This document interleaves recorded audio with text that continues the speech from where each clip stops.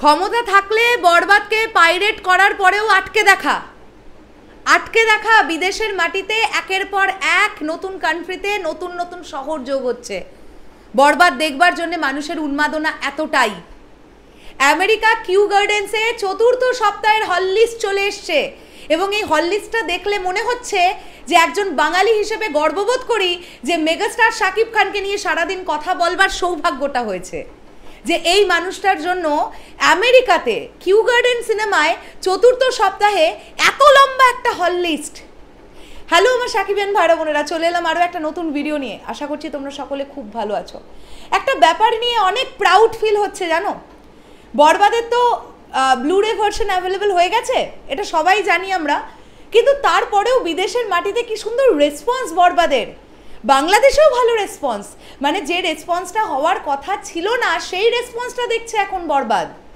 আমরা ভেবেছিলাম অনেকেই যে আরও ডিটোরিয়েশন হবে, বাট সেটা কিন্তু হয়নি। বাংলাদেশে এখনও ডাবল ডিজিট কালেক্ট করছে বরবাদ মাল্টিপ্লেক্স চেন থেকে, যেটা আমি সকালেই তোমাদেরকে বলেছি। এখন তোমাদেরকে বলবো ইটালিতে ক্রেজ দেখো তোমরা, আরও একটা নতুন শহর যুক্ত হলো, বরবাদ রিলিজ করতে চলেছে। আমি গতকালই এই ব্যাপারটা জানতে পেরেছি।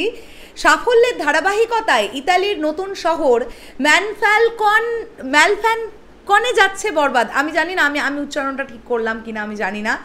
এখানে লেখা আছে ড্যামাকা movies Venezia Italy is in মনফ্যালকন।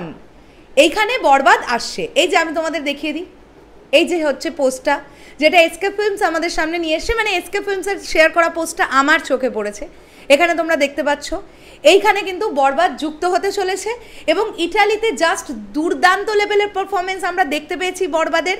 আর তার সঙ্গে সঙ্গে তোমরা খুব ভালোভাবেই জানো, আমি স্ক্রিনে অ্যাটাচ করে দিচ্ছি, বরবাদের ইউএসএতে ৪র্থতম সপ্তাহ কিউ গার্ডেন সিনেমায় আমরা প্রথম থেকে দেখছিলাম। কিউ গার্ডেন সিনেমায় বরবাদ দেখবার জন্য দর্শকের প্রবল চাপ।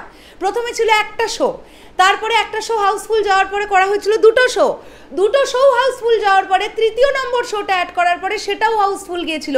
কিউ গার্ডেন সিনেমায় খুব ভালো রেসপন্স ছিল প্রথম দিন থেকে বরবাদের, আর দেখতে দেখতে ৪র্থ সপ্তাহর হল লিস্ট কিন্তু চলে এসেছে। তার মানে এই যে বিদেশের মাটি থেকে একটা সুন্দর বিজনেস বরবাদের হচ্ছে, অ্যাটলিস্ট এটা নিয়ে তো প্রযোজক একটু স্বস্তি পাক। এই মানুষগুলো যারা প্রযোজনা করেছেন বরবাদকে, আপনারা ভাবুন, নিজেদেরকে তাদের জায়গায় একবার বসিয়ে ভাবুন তো, ১৫-১৬ কোটি টাকা বিনিয়োগ করে দেওয়া একজন নতুন ডিরেক্টর, যারা এর আগে কোনোদিনও বাংলা সিনেমাতে বিনিয়োগই করেনি, প্রথম অ্যাটেম্পটাই নিয়েছে 15 to 16 crore বাজেটের একটা ফিল্ম। সেই ফিল্মটা যখন মুক্তির ৩৩ বা ৩২তম দিনে এসে এইচডি কোয়ালিটিতে পাইরেট হয়ে যায়, তখন সেই প্রযোজকের মনের অবস্থা কি হতে পারে। কিন্তু সেই খারাপ মনের অবস্থার মধ্যে যখন প্রযোজক দেখবেন যে বিদেশের মাটিতে একটার পর একটা নতুন মাল্টিপ্লেক্স চেন অ্যাড হচ্ছে, একটার পর একটা নতুন সিটি অ্যাড হচ্ছে, বরবাদ নতুন করে দর্শক দেখতে চাইছে, সেখানে বরবাদ রিলিজ করা হচ্ছে, সেখান থেকে একটা বিজনেস আসবে, এটা কোথাও গিয়ে প্রযোজক বলি বা পুরো বরবাদ টিমের কাছে খুব সুখবর নয় কি? তো আমরা যারা পজিটিভ কথা বলতে ভালোবাসি, আমরা এগুলো নিয়েই মেতে থাকবো। আর দিনের শেষে গিয়ে একটাই কথা বলবো, আর যেটা দিয়ে আমি এই ভিডিওটা শুরু করেছিলাম, যে এই যে ব্লুরে ভার্সন অ্যাভেলেবেল করে দিলেন আপনারা, যারা বরবাদকে ক্ষতি করার জন্য এটা করলেন, তারা বিদেশের মাটিতে বরবাদের বিজনেস আটকাতে পারবেন না, জাস্ট পারবেন না।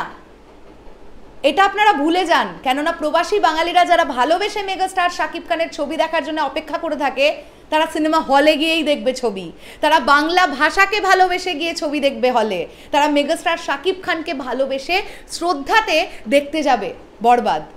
এটা কোথাও গিয়ে আমার মনে হয়, আর আমার মনে হয় আমি খুব একটা ভুল নই। শেষ করলাম ভিডিওটা, আসছি আবার খুব শিগগিরই নতুন কোনো ভিডিও নিয়ে। তাহলে এখনের জন্যে টাটা।